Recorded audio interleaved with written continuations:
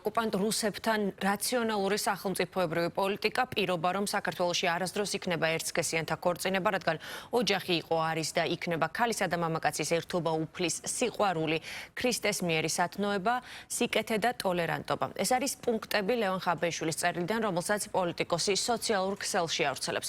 ნაციონალური მოძრაობის პოლიტსაბჭოს თავმჯდომარე თანამოაზრეებს ახალ შეთანხმებას თავაზობს.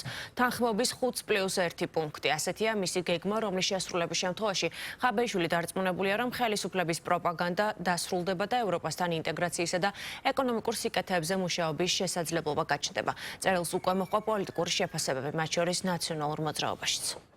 ლევან ხაბეიშვილის პოლიტიკური გზავნილი 5 პუნქტი +1-იც არის ის მნიშვნელოვანი საკითხები, რომელიც თითოეულ საქართველოს მოქალაქეს აწუხებს. ჩვენ ვართ ქრისტიან-დემოკრატიული პოლიტიკური ძალა.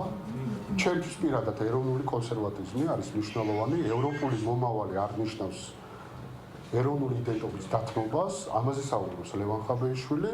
არა მხოლოდ ვიზიარებ, არამედ კი მათ შორის ვიქნებით მხარდამჭერები ამ ნარატივის, როგორც პარტიის დონეზე, ასევე ეროვნულ დონეზე. არავინ არ დაიჯერებს ახლა, რომ ლევან ხაბეიშვილს საპყრობილეში ჰქონდა ხილვა და იქიდან ეპისტოლური ჟანრის რაღაცა განცხადება გააკეთა, რომ ახლა უნდა თურმე ნაცმოძრაობა მგელი უნდა გადაიქცეს ცხრად ახლა და რაღაცა მორჩილებით იყოს ეკლესიის მიმართ, თურმე ახლა გაიგო ხაბეიშვილმა, რომ დიახ LGBT პროპაგანდას აძალებენ საქართველოს, წაიკითხოს დრო ბევრი აქვს და წაიკითხოს ევრორეზოლუციები.